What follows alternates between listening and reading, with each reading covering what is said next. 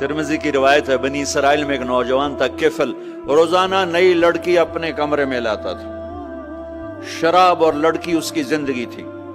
ایک رات ایک لڑکی کو لے کر آیا، 60 دینار پاکستان کا 12 لاکھ روپیہ بنتا ہے، اور آپ کا 1 لاکھ بنتا ہے۔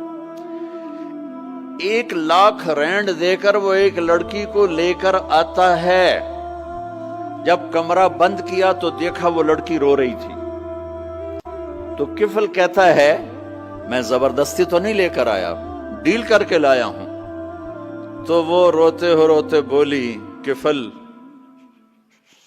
طوائف نہیں ہوں، غریب ہوں، مجھے غربت نے عزت بیچنے تک پہنچا دیا ہے۔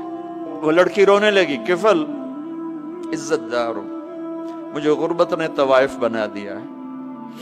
تو کفل رو پڑا اور کہنے لگا، میری بہن جس عزت سے آئی تھی چلی جا، جو پیسے دیے ہیں جا اپنی غربت مٹا، ہدیہ 60 دینار، 1 لاکھ رینڈ بنتا ہے، جا اپنی غربت مٹا، اور میرے لیے دعا کر، میں بہت گندا انسان ہوں، میں تیری آنسوؤں کو دیکھ کر میں بھی توبہ کرتا ہوں۔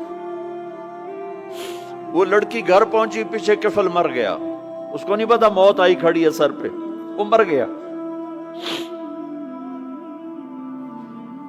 اللہ آخرت سے پردہ نہیں اٹھایا اللہ نے۔ وَمِن وَرَائِهِمْ بَرْزَخٌ إِلَى يَوْمِ يُبْعَثُونَ، پردہ ہے، مر گیا، کیسے مرا، کس حال میں مرا، کچھ پتہ نہیں ہے، اس کی قدردانی پہ قربان جاؤں۔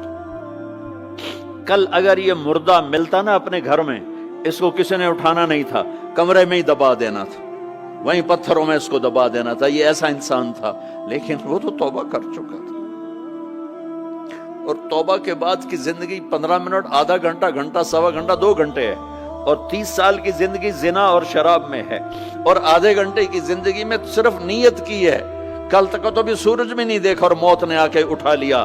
صبح جب ہوئی تو لوگوں نے دیکھا کفل کے گیٹ پہ لکھا ہوا تھا، ان اللہ قد غفر للکفل، لوگوں اللہ نے کفل کو معاف کر دیا۔ یہ کیوں لکھوایا؟ یہ کیوں لکھوایا؟ اس لیے لکھوایا کہ اب یہ ہمارا دوست ہے، اور اس کو عزت سے ہمارے پاس پہنچاؤ۔